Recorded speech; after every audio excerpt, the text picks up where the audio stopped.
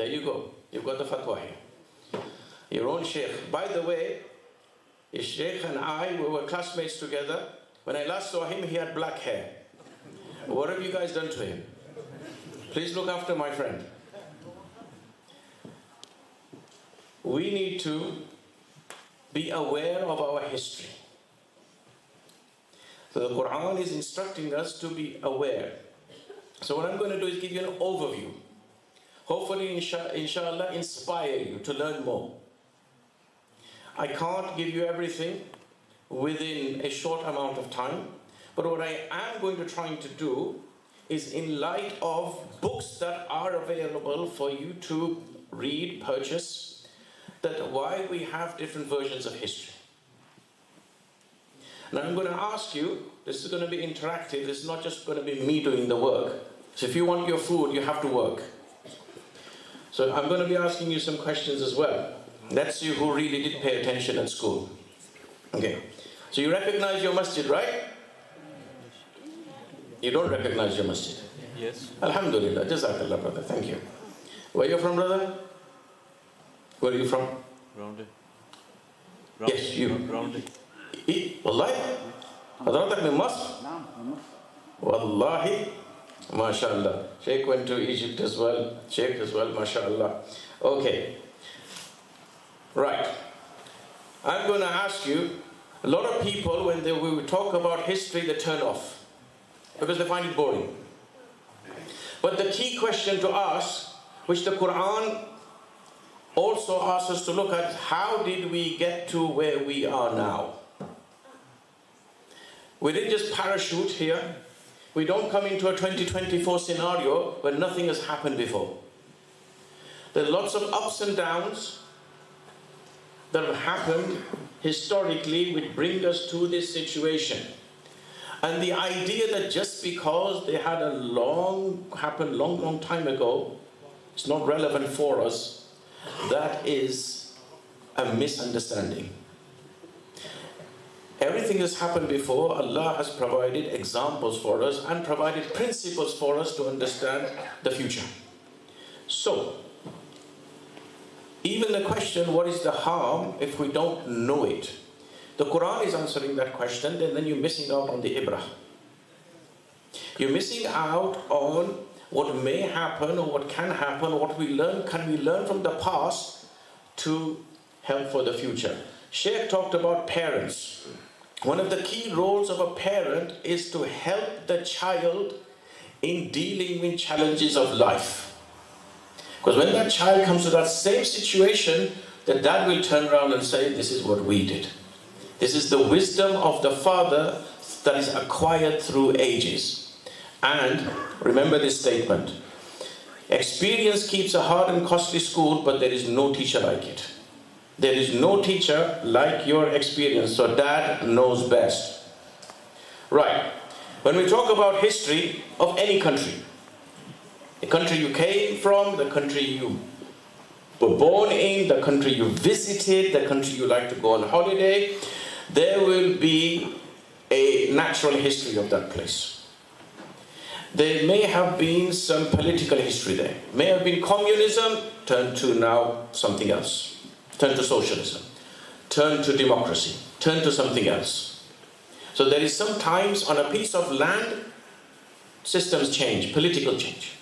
الدنيا مش كده مصر مش كده بقول لك ايه كلام دي فهم. Okay, so the Egyptians think they are the mother of the world. Okay, mother of all civilizations. In that is a claim. So there is an idea of what happened, the politics in the time of yesteryears, all the pharaohs and before the pharaohs. So there will be history there as well. Egypt does have a very rich history, by the way. And there is equally Quranic history there as well. You've heard, mashallah, the reciters of the Quran, even people who are outside the subways, on the streets or the gates of masjid reciting the Quran, alhamdulillah, they recite beautiful Quran. Allah has blessed Egypt with that. So every piece of land, any piece of geography, may well have a history there, maybe a political history there, maybe a financial history there, maybe economic history there, maybe a political history there, all kinds of history, just on one piece of land. There's only so much we can cover. However, I'm going to now ask you what history you studied. Is anybody here went to a grammar school? Nobody went to a grammar school. Okay? Anybody here go to a school? Alhamdulillah, alhamdulillah. So, history is one of those subjects that people find boring at school. I wonder why. Because what are we taught there? So what I'm going to introduce to you, some books that those people who wish to read about some of the issues. One lesson, even the Quran teaches us, you cannot divorce the present from the past. Even in the world of fiqh, Islamic law, you cannot divorce the present from the past. You ask any mufti sahab, what is the ruling on this case? You ask any Shaykh, and he will say, in light of these rulings, this is the current ruling. You cannot divorce the present from the past. Even in Quranic history, you learn, Lillahi amru min qablu wa min ba'd. So your present and your past is inextricably linked, like Layla and Majnun. Okay. Now, the other thing we have, there are key civilizations that historically have passed. Each civilization has had its time. The Assyrians had their time. The Romans had their time. The Greeks had their time. The Muslims had their time. Sometimes there's been two civilizations, the Christian civilization, the Muslim civilizations, who've had good times and bad times, fighting and not fighting. That's another history in itself. So for example, as we'll come on, there has been crusade wars, al-hurub al-salibiyya, known as some would say 7, some would say 8, and some would say 9. Some would say there's been 4 key ones, between 1096 and between 1299, 2 centuries, 7 or 8 wars. And then you have those people who study Islamic history and who will say the Quran is promising that the Muslim civilization is the world's best civilization. These people have been created to lead the world, but for some reason they're in reverse. It's what we call regress, moving backwards, not progress, moving forwards. Why is that? So there's a whole session about this, whole history about this. Within a few works of literature, we will find that there are different perspectives on history itself. Now, the other thing I also mentioned, there is political history. One of the key ideas of the 20th century was a book written by, is anybody studying politics here? Is there any politician here? Brother, you're studying politics? Yes? Any politician here? No. If you're studying politics, brother, you will have heard of this author called Francis Fukuyama. Have you heard of him? Yes. He wrote this famous work called The End of History. Basically, the idea is now after democracy and the fall of communism in the late 1980s, no other ideology will be superior than Western democracy. That's the basic idea. So everywhere where there is sometimes a fight, then you have announcement, we're going to have democracy. Now, it doesn't always work. And anything, the most important bit, anything that is against that model is backward. Okay. So, let's see what history you will have learned. History normally starts, brother is right. Masra dunya mashkida. Birth of civilization, Egypt and Mesopotamia, that's the old Iraq. Okay? So that's where you will start your journey from. If you go, this is grammar school stuff, history, you will be taught about classical age. You will be taught about Greece. You're taught about that in the Alim course as well. In Sharh al-Aqaid, there is a book, Sharh al-Aqaid by Abu Hafs Umar al-Nasafi. مولانا يعلن وكتاب. لما انتقل العلم من اليونان إلى العربية, when the Muslim translated all the Greek philosophical works into Arabic. Greek civilization, or people like Aristotle and his students who did contribute to thinking, and a lot of Western thinking is based on that. So you will have learned about the classical age. You will learn about the dark ages, because allegedly nothing happened there. Between the 5th century to the 16th century, 1,000 years, nothing happened, allegedly. That's called the dark ages, and that's where the rise of Christianity was. Then you've got the Renaissance, the rebirth. There's the Reformation. There is Enlightenment. These are periods that are taught in schools, that are taught, that some of you may have taught, but you may have forgotten. And then you've got the revolutions, war history, the rise of nations, countries forming, and you've got world wars, cold wars, and democracy. Is there any bit of that where Islam came in? Is there any bit on that 1 to 10 list where there is Islam or the Middle East or something like that? No? Are you guys with me or are you hungry? You're with me, okay? Okay. If I'm going too fast, then let me know. If you have a question, put your hand up, please. Right. That's one version of history.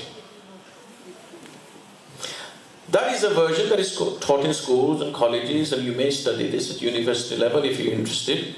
There is another version that you come across in the Darul Uloom, that you may study at Al-Azhar University, or you may study at Al-Qura or something like this, Zaytuniya, etc. Qayrawan, etc. Let's go through that version. You'll be taught about Mesopotamia and Persia. You'll be taught about the birth of Islam. So on one list, the birth of Islam never comes. On the other, Khulafa al-Arba. You'll be taught about Sayyidina Abu Bakr Siddiq, Sayyidina Umar, Sayyidina Osman, Sayyidina Ali Ridwanullahi ta'ala alayhim ajma'een, and the quest for universal unity. You'll be taught about, afterwards, the Banu Umayyah, the Banu Abbas, the Salatin al-Uthmaniyya. You will be taught about the Mughals, the Fatimiyun, etc. All of these, the age of sultanates. You will find something about the Crusades and the Mongols. You will find something about the three empires: the Ottoman Empire, the Umayyad Empire in Spain, and you will find about the Mughal Empire. You will find colonization of the East by the West. And you will equally find all those movements within the Muslim world that try to do tajdeed, reform. You will equally find those movements which try to establish more secular thinking in the Muslim world. And you will also find those who took things a bit too far. Two different versions. Now I put it to you, brothers. You tell me, is there anything that is common in those two lists? Brother, you can see the screen, I guess. Yes, young man. Mesopotamia. That's the only thing. And how many thousands of years ago was that? I can't count. A lot. That's a good answer. Given we have two different understandings of history, what is then the likelihood of people coming together and thinking each other the same? Do we now begin to understand the problem? Let me go a bit further for you. The reason why that is, we have another book by this brother called Tamim Ansari. Tamim Ansari's work is called Destiny Disrupted. Now this is a version of history through Islamic eyes. It's a very simple book, people wish to read it. It's very accessible language, nothing too academic at all. It's about this thick, and if you're a reader, it's a day's work. If you're not a reader, it's more than a lifetime's work. But history is important to every civilization. How many times has there been a film or a book about the Romans or the Greeks?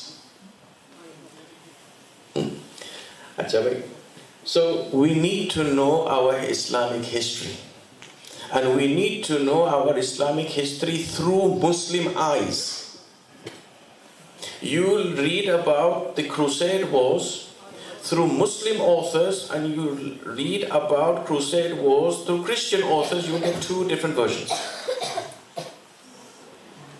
So, we learn the lesson from this, that we need to know about the Islamic history and how sometimes our own history is taught to us by other versions and we are totally unaware. Totally unaware. And begin to realize why Allah Rabbul Alameen said, I'm going to protect the Quran myself. Right. Let me now try to give you the two worlds. What you see on the right is where we are up to from the last 2 centuries. Industrial Revolution number 1, when we started working on the lands, we were working on the lands, we were farming, we were tilling the land. Then we went to factory. When we got into the factory, we got a bit clever. We started making machines who did the work, made the work easy for the human beings. So now we needed less human beings to work in the factory. So some people had to go out of the factory and do other things. So we started going into business, started doing other things. Then even in the factory we got even more cleverer and we got machines to do our work.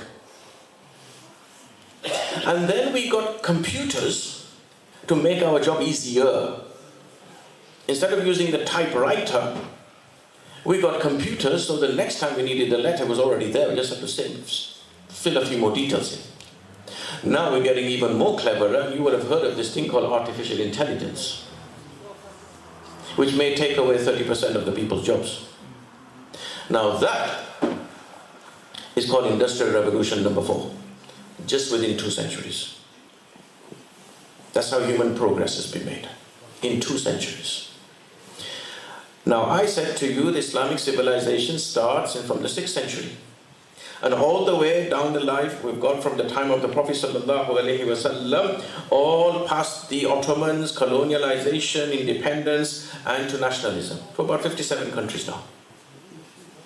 From the 6th century right up to the 21st century. 15 centuries that is there. It would take me 2 hours just for this one slide. I went into detail, but I'm not.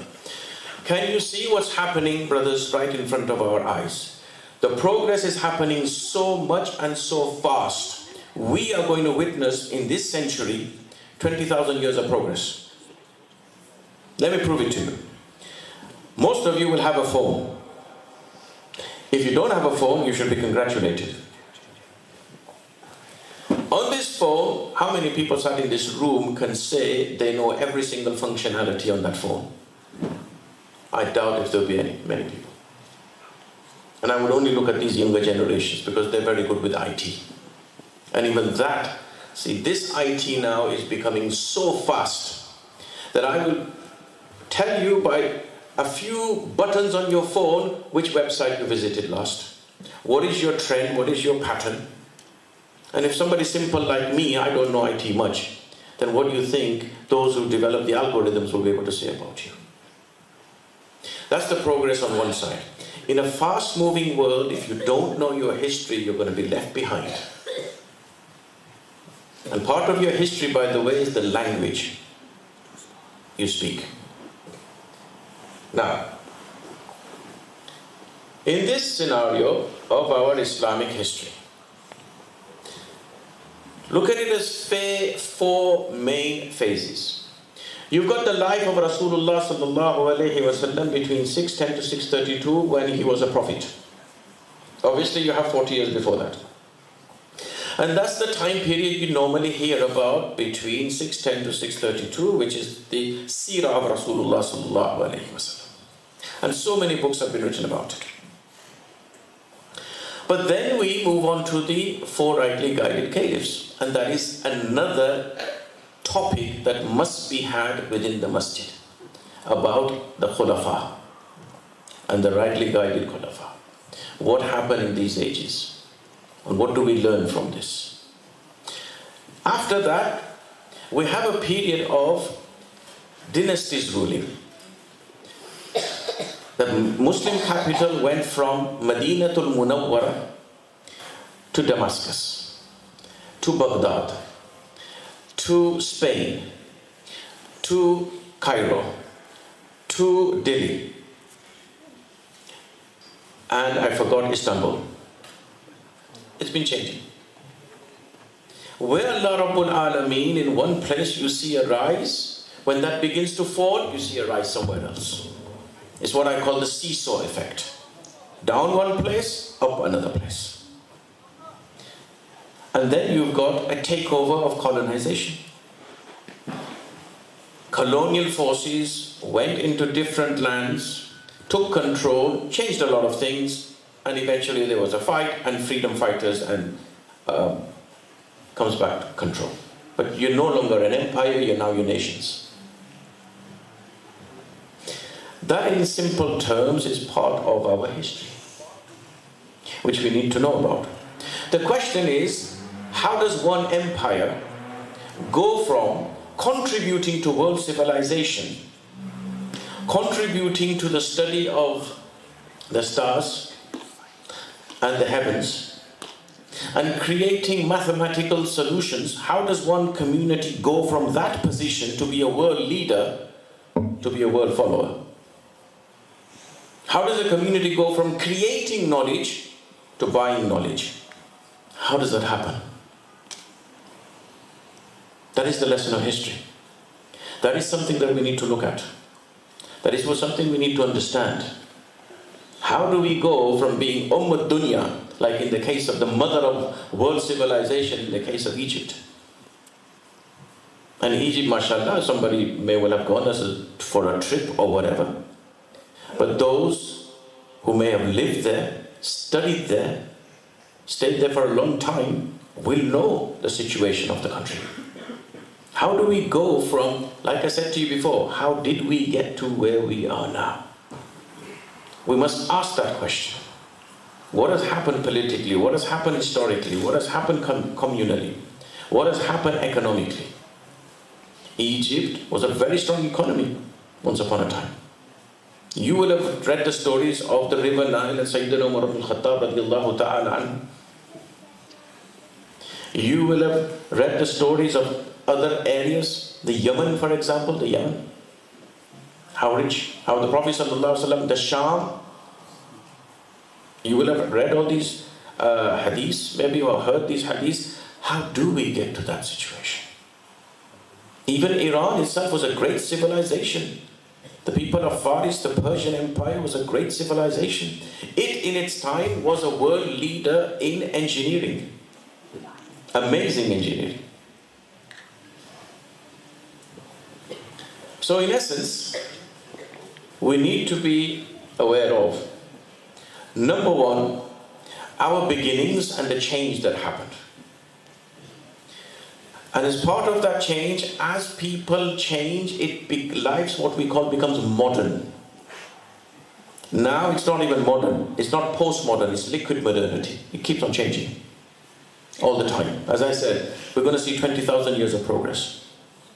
The kids that are sat here, in their age, do not be surprised if people are taking holidays on the moon.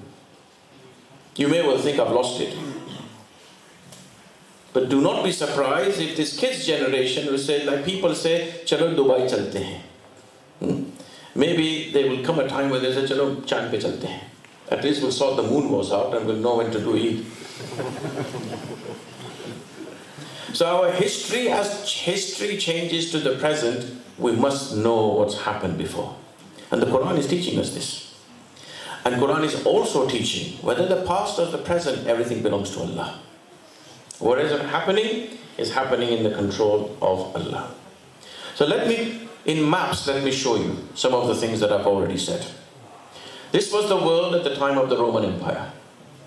Can you see the colored bits? That was the Roman Empire. Our children may well visit some Roman history, part of their school curriculum, to learn about the Romans and the influence. Some Roman laws have influenced, and it was so strong at some time that, have you heard of the phrase, all roads lead to Rome? Why was that? Because wherever you were, how far are you from Rome? It was the center of everything that time. That's why all roads lead to Rome came up. Then what happened, as far as the Islamic Empire is concerned, we have the Khulafai Arba, the four rightly guided caliphs, that started off, and eventually you have a big empire starting in the middle of the world. Now that was already predicted in a hadith of the Prophet ﷺ. That this will happen, this will happen, this will happen, this will happen after this. It's a hadith of the Prophet ﷺ. So we have a spread. The spread is from, if you can see, the Atlantic Ocean, the west coast of Africa, to the border of China. This is within a very short time. How does one faith community spread so fast and gain so much territory within 100-150 years? That's not normal. So we need to understand, what is it? Trade was in Arabic. Language was Arabic. Everybody learned Arabic. Today people are questioning, why is the Jummah khutbah in Arabic? Once we fall in love with the Arabic language, brothers, wallahi, honestly, you will not want to listen to another language. The beauty of the Arabic language, the beauty of the words that are used in the Holy Quran in different places to describe different things is absolutely amazing. The different words that the Quran uses just to describe periods of time. Allahu Akbar. You may well know Layl and Nahar, day and night. Sarmada, Abada. Different words, the beauty of the Holy Quran, when we listen to the Holy Quran in Salatul Taraweeh, if we only understood what Allah Rabbul Alameen was saying, wallahi, you will not be thinking about 8 rakats or 20 rakats, you will want to listen to 100 rakats. So this is how this empire spreads in a very short amount of time. And of course, there were different empires. You had the Safawiyun, the Safavid Empire. You had across North Africa, different empires. You had people, of course, fighting each other, one empire with the other. You had families fighting each other. Spain, for example, Muslims ruled for 800 years. One caliphate system, the Banu Umayyah, that left Syria, went to North Africa, came into Europe, and started in 711. They started from Gibraltar, Jabal-e-Tariq. And places like Cordoba, Granada, Madrid. You've heard of Real Madrid, right? You have Malaga. You have Ishbilia, Seville. All these places were big universities. Granada, Cordoba, this was the Oxford of the Muslim world at the time. It became 23 mini empires. Why? Internal fighting. But despite that, they were still contributing, creating knowledge. You can go and visit. Nowadays, mashallah, we go for a holiday. There is something called now Islamic tourism. One of your brothers here, Dr. Abdul Razak, is he here? Is he here? Is he here? No? Leeds Beckett University, he's involved in this Islamic tourism journal that he writes for, mashallah. And there is going to these places, taking your children to know about the past history. Muslim Spain is a big example of this. People go to Malaga for a holiday on the coast, don't realize Cordoba, Granada, Seville is just 2 hours away. This triangle of knowledge where everybody went to learn at that time. This is the place that I'm talking to you about. Where you see Spain, can you see all of that yellow area, orange area, red area, all of that, Muslims were there for 800 years. And eventually, the Christian forces pushed Muslims and the Jewish community down, back into North Africa. And it's only recently now that mosques have started to open again. How can you lose Spain? How can you rule Spain for 800 years, number one, and how can you then lose it? And eventually, all that happened in Granada was, here you go, these are the keys. Look after it. That's how Muslims went.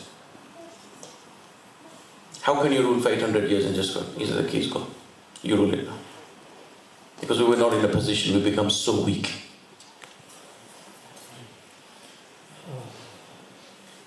This is the Crusade Wars. 7 Crusade Wars. According to some historians, 8 Crusade Wars. According to a third party of historians, 9 Crusade Wars. There were 4 main ones. You will have heard of the name of Salahuddin Ayyubi. You will have heard of the name St. George.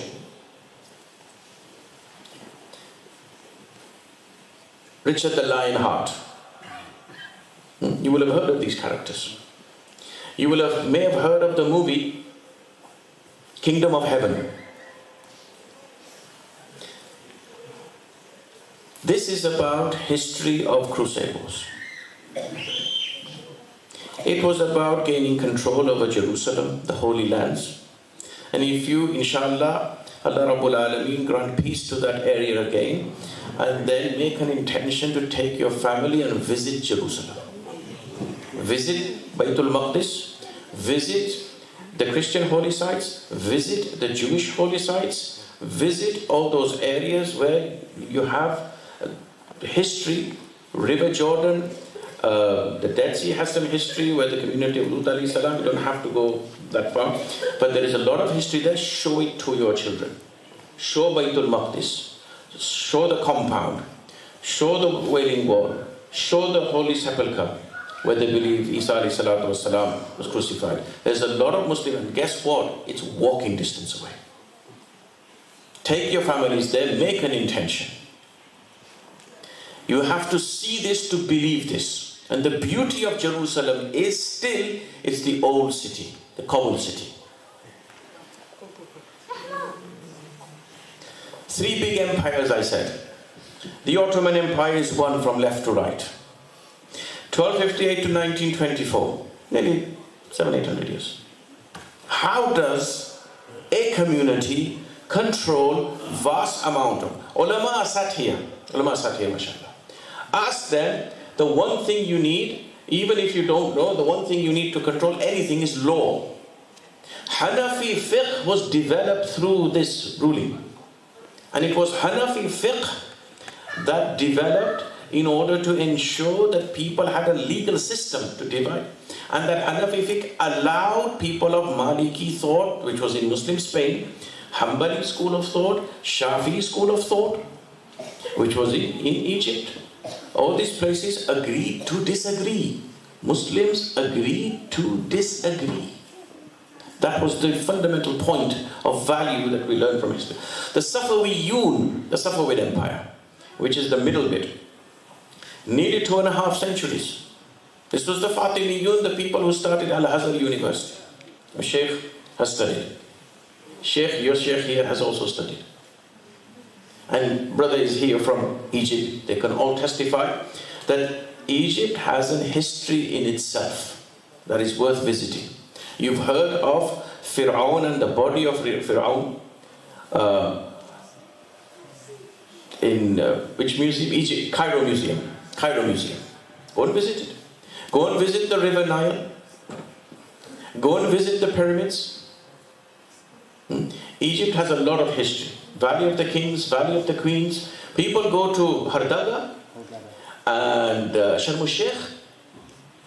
Brother, that is nothing. It's a glorified Blackpool. You want to see the beauty of Egypt? Go to the villages. Speak to the people. Some of the best individuals I've met, amazing sense of humor. I'm not saying this because the brother is from Egypt here and I want to get back home. But your Shaykh has visited Egypt, the Shaykh has visited Egypt. MashaAllah, despite everything, they have a smile on their face and amazing hospitality. The only Egyptian that people know is Mo Salah. There's more to Egypt than Mo Salah, Muhammad Salah.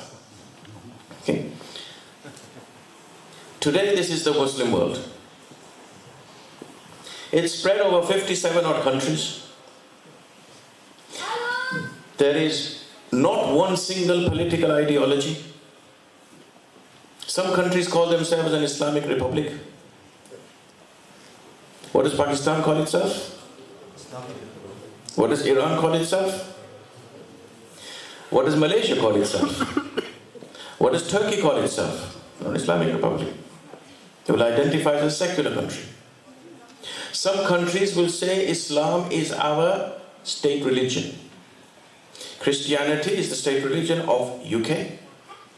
But in practice, you may think this is more of a secular country rather than a Christian country.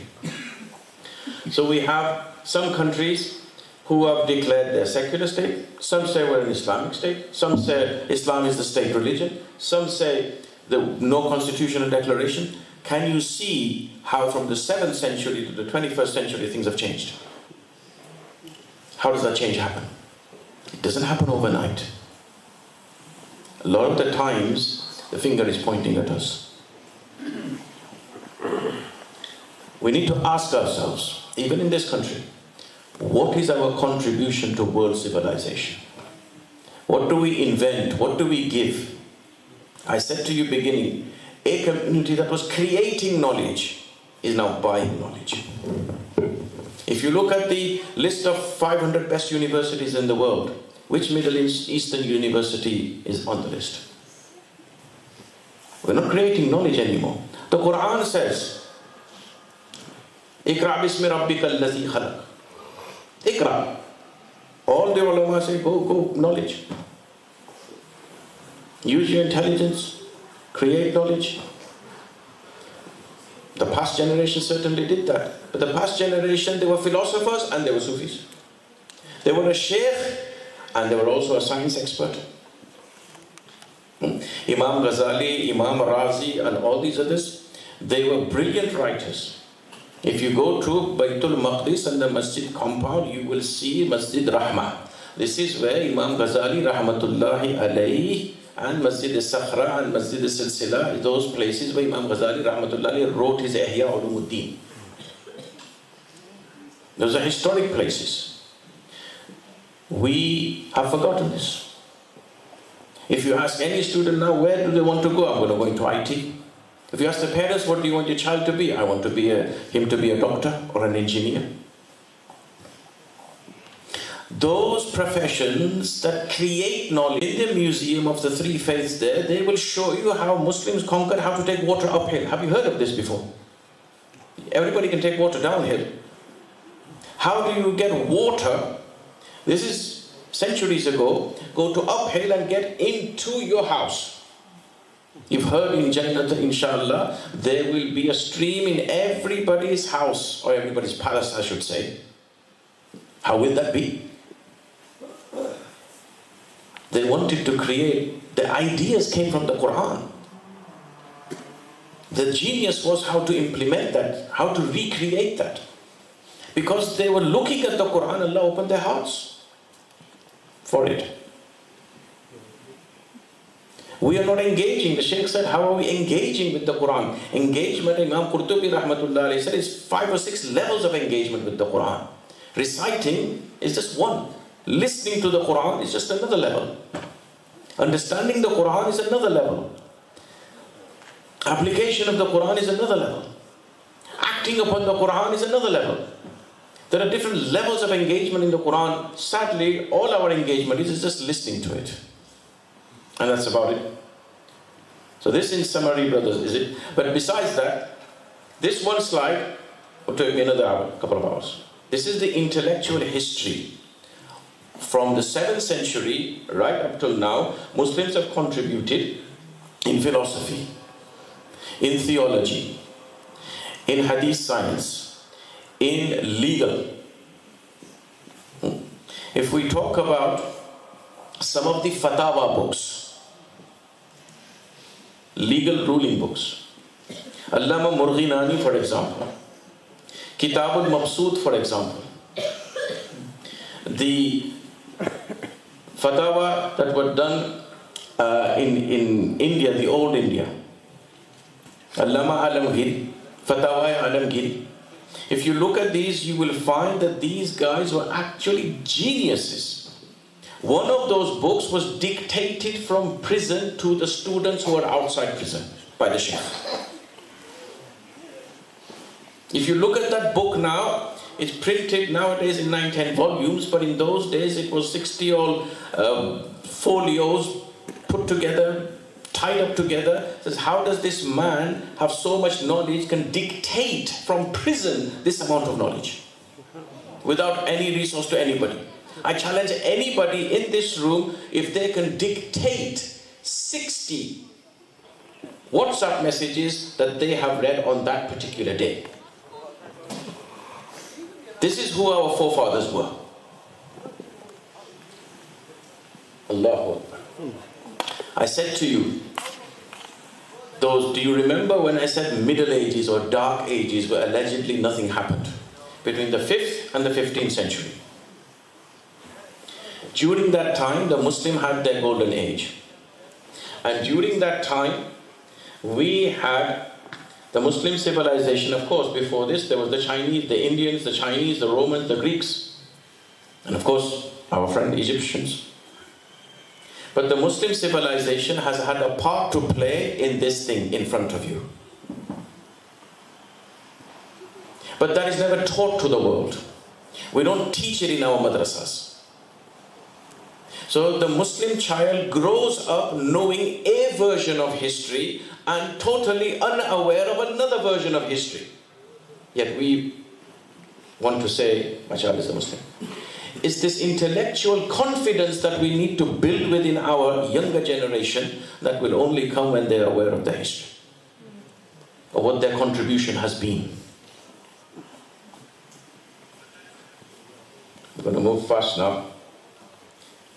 And I just want to, I can see that you guys are getting a bit. So what I'm suggesting we do, we need to, whatever we know, we need to unlearn it. And in this day and age, if you come to my class, university, I will say to you, learn, unlearn and relearn. Whatever you know, park it. Unlearn it. Relearn what you knew. Because exactly as these Maulanas, they were shaking their head about fiqh. And inshallah they will shake their heads again. That fiqh of yesteryear is still applicable today. They will be trained of how to apply those fiqh principles in today's day and age. That's the training of the mufti. That's the training of the shaykh. Brothers, has driving changed in the last 2 centuries? Vehicles have changed, but driving has not changed. In the same way, we need to learn, unlearn and relearn. If you don't remember anything of this talk, that's fine, I will not be upset.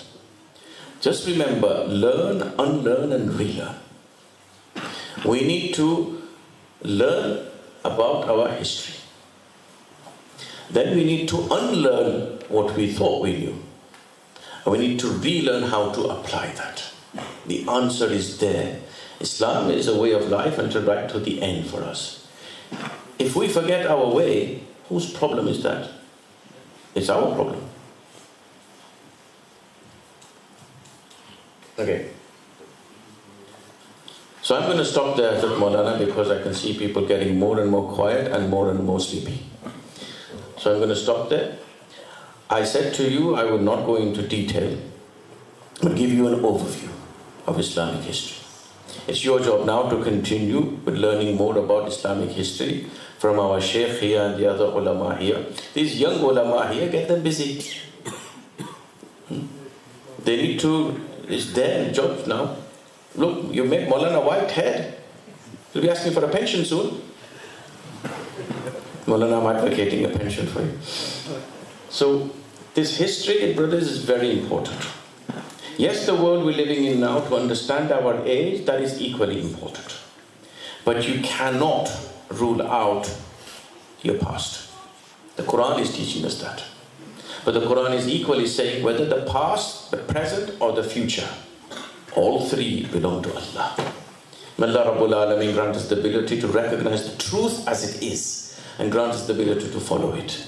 May Allah Rabbul Alameen grant us the ability to recognize falsehood, deceit, lies, roguishness, and grant us the ability to stay away from all of these things. Wa akhiru da'wana alhamdulillahi rabbil alameen.